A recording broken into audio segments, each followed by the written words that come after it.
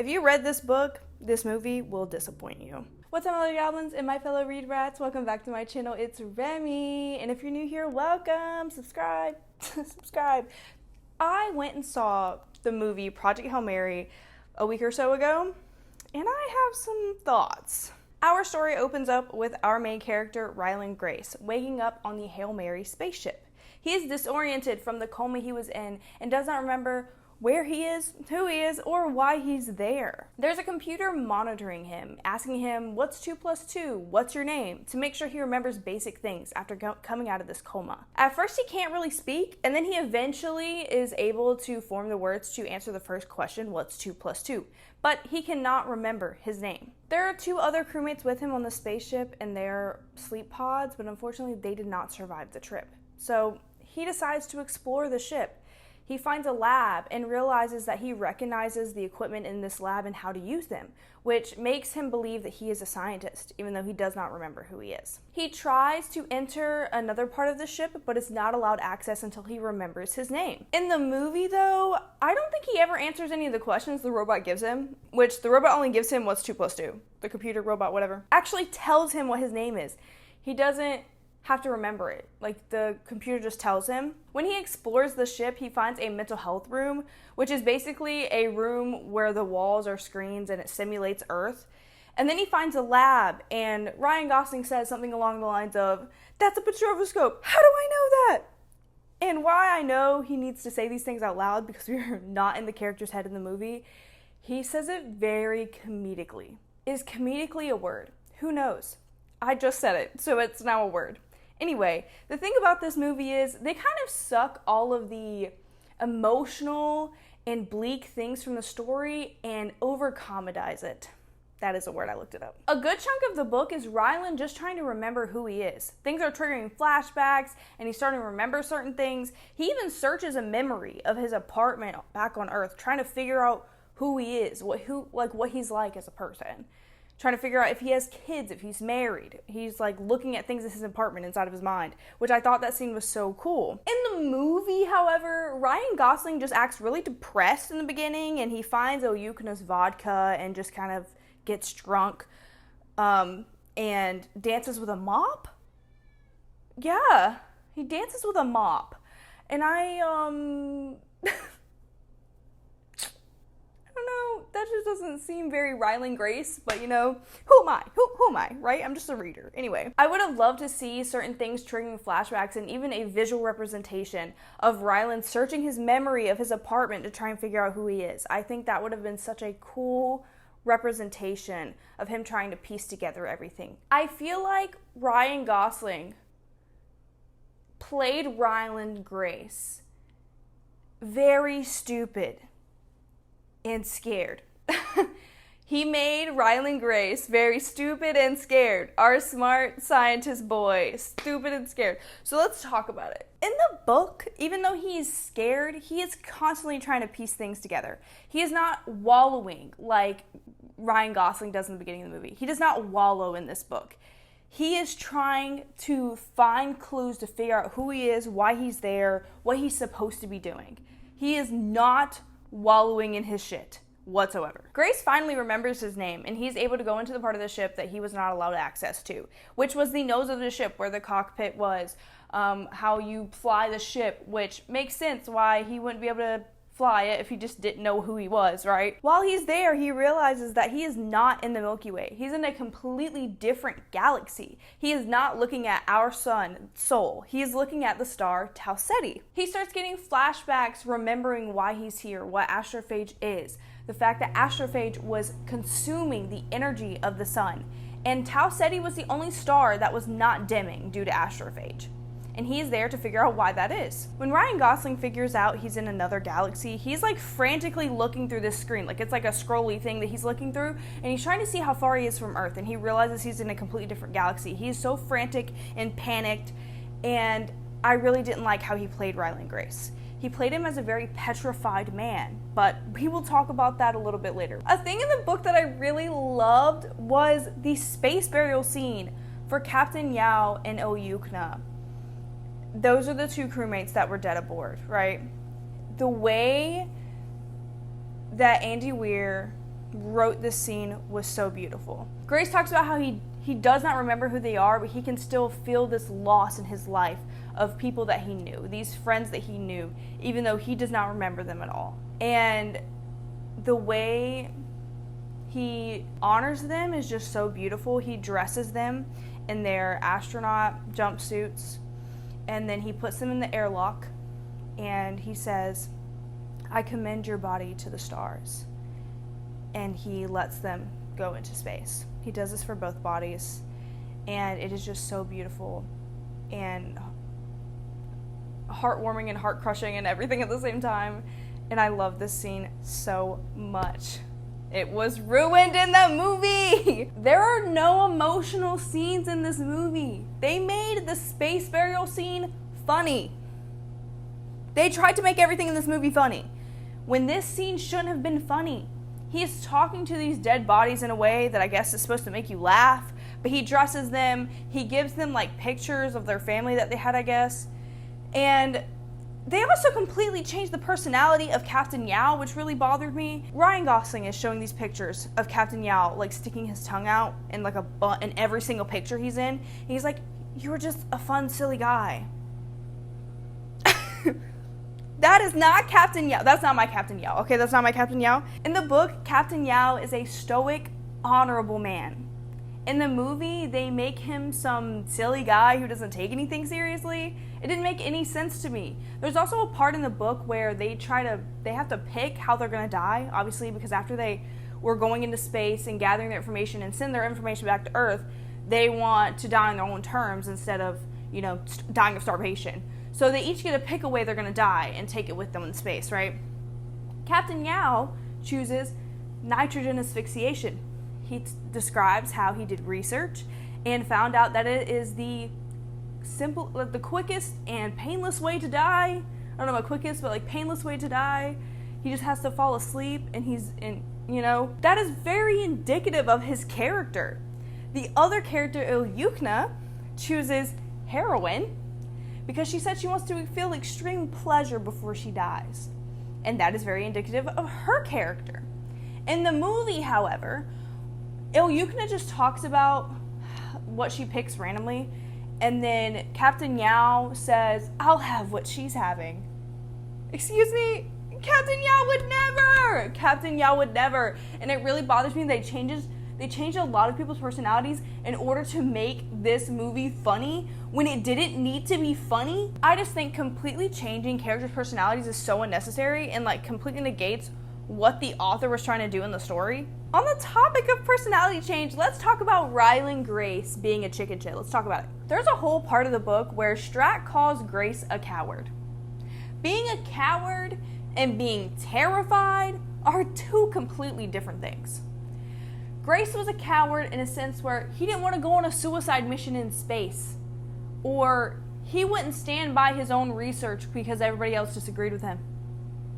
He left the field, became a science teacher for high schoolers, Ryan Gosling literally screamed and ran from things in this movie.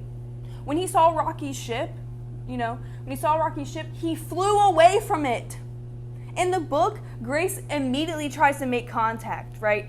He's so stoked to find alien life that he is immediately trying to communicate via the engine's flares, okay, right? He does a pattern, and then Rocky mimics that pattern, and then they start communicating via other objects, right? The fact that Ryan Gosling played him as a petrified man who was shaking in his space boots 24/7 pissed me off so bad. It was so unnecessary. That is not Ryland Grace. I'm so sorry, it's not Ryland Grace.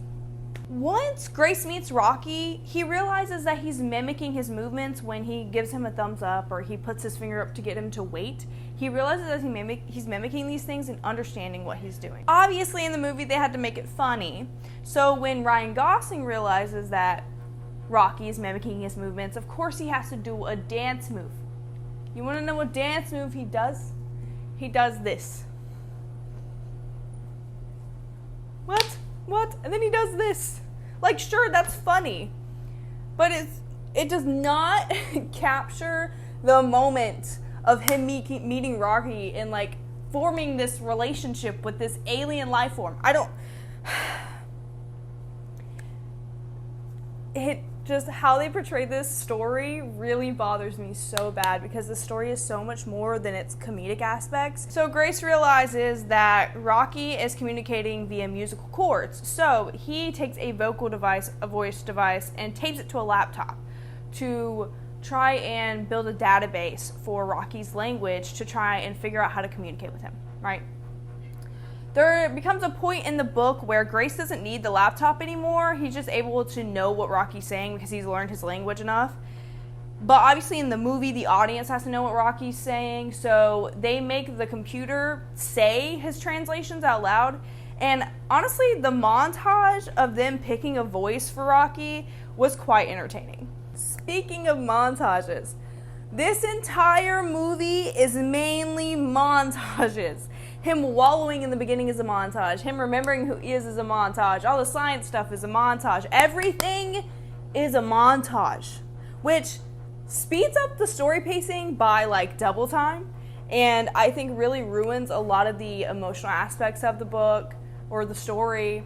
And we don't really get to sit with Ryland and Rocky as they form this friendship. We just see montages of everything, and we see like little scenes of them having emotional moments, but it doesn't hit as hard as it does in the book, because you're not there through the mundane moments with them when they're learning each other and establishing this relationship with each other. It does not hit the same at all.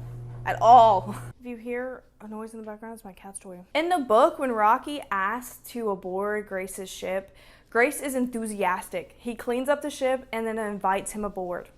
In the movie, Rocky just busts up into the ship without asking, and Grace is really annoyed. The ship is dirty, and Grace is pretty much annoyed with Rocky the majority of the time he's on his ship, to be honest with you, until you see his emotional scenes with him. And again, this is just so out of character for both of these characters. Rocky is a very considerate person. There's even a portion in the book where Ryland goes, "How considerate of him." He would not just aboard his ship without asking. The way they change these characters really bother me so bad. How many times am I going to say that? How many times am I going to say that? Take a shot every time I say that. Another out of character thing they changed in order to make it funny was how enthusiastic Rocky is about how Iridians eat. In the book, the way Iridians eat is super private. Rocky is even embarrassed by it. When Grace wants to watch him eat, he very much insists. It's gross. You don't want to see it. It's a private thing. Iridians don't even eat in front of each other. And Grace says, "I want to watch anyway for scientific purposes," right? Grace even says, "It's gross," right? In the movie, however, Grace is eating, Ryan Gosling, Grace, whatever, is eating ramen noodles. And Rocky goes, "The way humans eat are gross." And then Gosling says, "Well, then how do Iridians eat?" And then Rocky says, "It's beautiful," and then shows him how Iridians eat. And then Gosling like mock throws up. Like he doesn't actually, like he like gags or whatever. Him insisting that the way Iridians eat is beautiful completely changes the culture of the Iridians that Andy Weir created. And it really bothers me. It really bothers me. Another random thing they threw in there to make the movie funny was Rocky having to teach Grace how to fly the ship.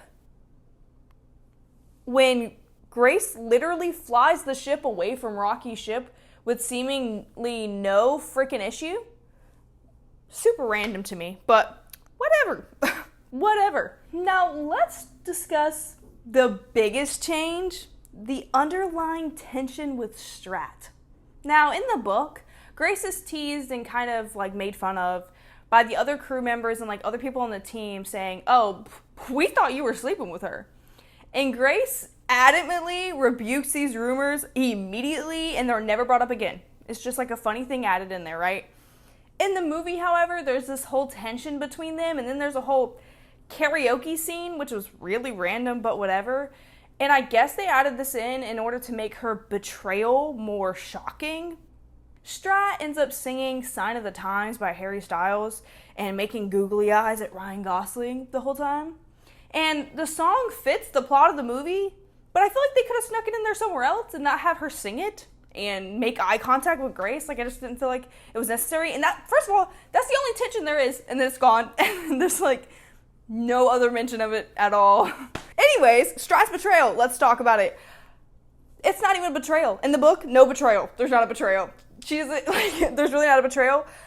She has shown you this entire time that she will do or sacrifice anyone or anything in order to see this mission through. She has very much shown everyone this throughout the entire story. In the beginning, there were 3 crewmates, right? Captain Yao, Ilyukna, and Dubois, right? 3 main ones going, 3 backup ones just in case, okay? I don't know the 3 backups ones' names, okay? Anyway, Dubois was their scientist for the crew. Dubois and his backup decide to go and do a specific experimentation with the astrophage and end up using way too much astrophage. Ended up given like way too much astrophage. And you can't tell because they're microscopic, right? They end up blowing up this science lab. They end up blowing up the lab and dying in the explosion, right? So Strat calls a meeting with the crew and Grace. And they ask Grace, will you replace Dubois? Because he's the only scientist who knows the material, is trained to do this, and they have 3 days to launch. So they don't have time to train somebody else. And he says, can I think about it? And Captain Yao is like, yes, of course. You can think about it. Because I don't want anyone on my crew who does not want to go. If you do not want to go, you do not have to go. I don't want you there, right? Cut 2. Strat saying, hey, I don't give a fuck what Captain Yao says. I don't give a fuck what you want. Also, Ryland says no, he doesn't want to go because he's a coward, right? She says, I'm going to put you on that damn fucking ship anyway. I'm going to put you in a coma early, give you some amnesia drugs, and you're going to get on this ship, and they're going to update you when you're there, and you're going to think you're supposed to be there the whole time. In the movie, this all happens, and Strat goes, I know it seems like I'm betraying you, but I'm not, or whatever. In the book, she doesn't say that. Also, in the movie, Captain Yao doesn't say, if you don't want to go, you don't have to go, because he's not an honorable man in the fucking movie. He's just some silly guy. And it really bothers me. Anyway, in the book, when Strat tells her entire plan to Grace, he just silently cries and allows these guards to take him. They are taking him to a cell where he's going to sit for 2 days before he gets put into the coma and sent on the ship, right? As these guards are taking him away, he turns back and looks at Strat and says, you can't do this. He yells at her. And I feel like if this scene was on screen, I would have gotten chills. Unfortunately, in the movie, Gosling decides to cry and run away. Because that's all he does in this fucking movie. It screams and cries and run away. He ends up running a little ways and then falls, and the guards sedate him. I'm assuming, again, to make this scene a little funny, but also sad at the same time. Again, completely out of character for Ryland Grace. Ryland Grace is a coward, but he's also fucking smart. He knows Strat has power and has been given basically the green light to do whatever the fuck she wants in order to see this mission through. He's not going to run away. That's a stupid fucking plan, okay? He knows that is a stupid plan, okay? So he stays and lets these guards take him because he's not dumb. Can you tell that I hate the way Ryan Gosling portrayed Ryland Grace? Can you tell? Can you tell at all? I don't know if you can tell, but aside from the personality changes and the stupid shit they made the main character do, the things that pissed me off more than anything else was them cutting short or completely cutting out emotional scenes from the book that were literally my favorite scenes of the entire book. Let's talk about it. Let's talk about it. When Rocky offers Grace astrophage to get home, it does not hit as hard in the movie. Due to all the montage scenes, like I said before, you do not see all the mundane and emotional conversations they kind of talk about leading up to this point. And it just does not hit as hard. Okay, it is the next day. My camera overheated, so we're gonna take this, continue where I left off, right? Back to the emotional scenes. I talked about the first one. Another emotional scene that got cut out or cut short that pissed me off and was changed a lot was Rocky saving Grace. So in the book, Rocky, breaks out of his little atmosphere tunnel thing, pulls the lever to save Grace. The gravity starts coming back to normal instead of pressure like it was before. And then Grace watches Rocky collapse as Rocky says, save Earth, save Arid. And then Grace, watching this happen, says, Rocky? And when I tell you, when I listened to this part in the audiobook, it broke me. Oh my God. I wish I would have seen that on screen. Like, it broke me so. Oh my God. So after this happens, Grace has to move Rocky's body back to his part of the ship in his atmosphere and whatever, right? So as he does this, he has to take it to like a sort of like airlock area where he has to pull a lever to let Rocky's atmosphere in. But he can't be around it, obviously. So he pulls the lever and like tries to run away really quick, but he ends up burning his whole left arm with like 3rd-degree burns because Rocky's atmosphere is extremely hot. And then he sees that Rocky has like a radiator on top of him that's kind of like his like breathing system in a way. And he remembered when Rocky told him that like if he came in contact with oxygen, he'd basically be burning alive on the inside. So he saw this like soot stuff come out of the top of his head, like where his radiator's at, and thought that he was burning alive on the inside. So, and like the soot was covering everything. So he made this like air blower thing to blow into Rocky's radiator to get all of it out. And then later Rocky finally wakes up and tells him, hey, so you like almost killed me, bro. You like almost killed me, but thank you for saving me, but like you almost killed me. And that part was pretty funny in the book. But in the movie, however, this is how this scene happened, right? Rocky breaks out of his little tunnel thing, pulls the lever, drags Grace out of the freaking chair to the computer. The computer sedates Grace to like, I guess, I don't know, keep him from dying, I don't know. And then Rocky takes himself back to his own atmosphere on his side of the ship and then collapses. I don't know how he managed to do that. That's a lot of exertion for not being in your own atmosphere. I don't know how he did that. But I don't know if it was intended to make it more emotional. And then it said when Ryan Gosling woke up, it said on the computer, he left one last message. And on the computer, it said, save Earth, save Arid, in like glitchy letters. And I was like, when did he have time to say that? He was doing so much crap before he collapsed. So when did he have time to say that? The scene was just so much more emotional in the book, and it hit so much harder. I don't understand why they had to change so much in the movie. It just isn't the same story. Another scene that got cut short was when Grace figures out that the Talmiba is escaping the Xenonite breeding tubes or whatever, right? So when Grace is breeding the Talmiba to withstand the nitrogen, they figure out that they can hide inside of the Xenonite to like get away from the nitrogen and end up actually escaping the Xenonite like containers, right? So, because they're like microscopic. So Grace figures this out, and Rocky's entire ship is made out of Xenonite.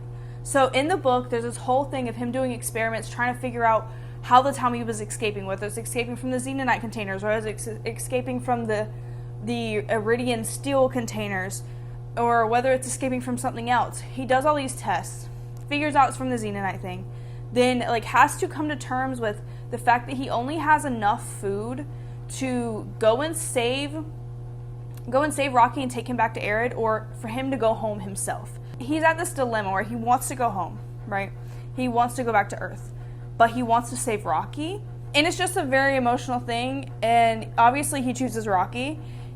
And then there's a whole time in the book where he is using certain things to figure out where Rocky is. So he's using his engine flares to like reflect a light off of Rocky's ship from whatever direction he was going into, right? Because he knew the direction that Rocky was going. And he even says, he sees the little glint of light. He said, that might not be Rocky, but I'm going to go towards it. So he goes towards it, and it is Rocky. So once he gets there, he's there with Rocky, and he goes out into his aviator. Is that what it's called? An aviator suit or whatever? And he goes out, and he uses his radio, because he put it on a certain frequency so that Rocky could hear him through his own radio, and then is also banging on the ship, and he's like talking like, Rocky, I'm here, blah blah blah, and then Rocky hears him and is talking to him on his radio, and he's like, immediately explains to him what's going on, like I can't do this because of the Talmiba and blah blah blah, and Grace is like, I know, that's why I'm here to save you, blah, and then he goes in, he gets Rocky back onto his ship and all that stuff, right? In the movie, however, it's all a montage. Him doing the experiments is a montage. Him doing all this stuff to find Rocky is a montage. There's like one snippet of an emotional scene where he's like talking to his little video diary, and he's like, but Rocky is not going to have any fuel because the time he was going to eat it all because his entire ship's made of xenonite. It's this whole thing. And then he goes and saves Rocky. And then in the scene, there's no dialogue in the scene of him finding Rocky. It's just him going to the ship and going like this and like banging on the tube clear wall that's in the tube that they went through. And then Rocky walking up to the tube and them going. I don't know if it was meant to be emotional, but it was not the same. It was just not the same. And I don't like the direction they took this story. The emotions from Grace and Rocky that we get throughout this entire book are so strong, and I felt them so intensely that I really am so sad we didn't get to see that in the movie, because it would have probably made me cry. The book did not make me cry, but the visual representation of what happened in the book probably would have made me cry. But unfortunately, we took the comedic route, and the movie just did not hit. It just didn't hit. And honestly, thinking about it, they kind of treat Rocky as a pet in this movie and not like a person. Which, I mean, he's not a person, he's an alien. But in the book, Grace treats Rocky as like a colleague and a friend. He doesn't treat him like a pet. I feel like in the movie, they kind of treated him like a pet. And it's just, he has a brain. You know, like, he is an intelligent being. He's not a pet just because he's not human, you know? The final emotional scene that was completely cut out of the movie was the ending scene. In the book, chapter 30, the last chapter of the book, cuts to Grace living on Erid. He's been there for 13 years, and he talks about how he's in his 70s-ish, and he has a cane, and he's old. And he wakes up to go meet Rocky. He goes and talks with Rocky, and Rocky tells him that Earth saved Sol. Sol is no longer dimming. And Grace begins to cry, because this means that the pods he sent out to go back to Earth before going to save Rocky made it back. And Earth was able to save Sol, which means when everyone on Earth survived, Grace did not know. He went years without knowing if he saved his people. And this is such an emotional scene, and I love this final scene. And Rocky asks him, "Are you going to go home now?" And Grace says, "I don't know. I don't think I'd make the journey back because of how old he is." And Rocky says, "Well, I would like you to stay." So then Grace goes to teach his science class to the Iridian kids, and he sits down at an organ, and he plays the notes or chords in order to speak to the Iridian kids because he knows the Iridian language fluently. And he's able, obviously, because he knows that language fluently, he can understand them. But he uses the organ as like a translator, I guess, which I think is such a cool touch to the ending. And then the book ends. In the movie, again, they make it very comedic. He's on an Iridian beach, and that's where his atmosphere is at. And he makes jokes while he's walking along the beach with Rocky. He just makes jokes. And then he gets to... You don't get that emotional scene at all with him talking about how he saved Sol. Also, Grace doesn't look old at all, which means I think that this scene was right after he got to Erid, I would assume. Because he doesn't look like he's in his 70s. He doesn't have a cane. He's walking normally. He looks the same as he did in the other scenes. So I don't know if they changed the time period on the last scene, but he's walking along the beach with Rocky and making jokes and heading to his science class, you know, to see the Iridian kids and whatever. Another thing that bothers me, another little detail, is that when he talks to the Iridian kids, he uses a computer to translate his words into the Iridian language, which, how the fuck is that computer still there? Like, the Iridians do not have the technology that Earth had, right? They do not have a charger for this freaking laptop. How is this laptop still there? Especially if the time period was changed, I guess it would make more sense. But even then, like, I think the organ scene was just such a nice touch, and I really don't like how much they've changed in this book, or in this movie, in this story, however, whatever. And I'm not saying this movie is bad per se. I'm saying if you read the book, you will not like the movie. If you went to go see the movie just by itself, you'll probably enjoy it. Maybe. But as someone who read the book and heard so much hype about the movie from people who read the book, I was highly disappointed. And if you cried while watching this movie and you decide you're going to read the book, you are going to sob reading this book, because the emotional scenes did not hit at all in the movie. I did not even get sad or tear up at all. In the book, I teared up and I felt very intense emotions, but I did not cry. But if you cried during the movie, you're going to sob during the book, let me tell you. There's so much more emotional scenes. They hit so much harder. I love Andy Weir's writing. I 100% recommend the book. The book for me was a 4.5 out of 5, and the movie for me was honestly a 2.5 out of 5. If you haven't read the book and you love the movie, you will love the book. Now, if you loved the movie for its comedic aspects, you probably won't love the book as much. It's more science heavy, but it's a genuine sci-fi. I love this book. I think it is so good. Definitely will read more sci-fi and more Andy Weir. Anyway, that's all I got for you guys today. That is my opinion on this movie versus the book. And I have not done one of these videos in 3 years. So if you guys like this, I want to do more of these. I have a couple books in mind. So let me know in the comments. Thank you guys so much. Comment, subscribe, like, all the YouTube things you know how to do. And I will see you guys next time. Bye.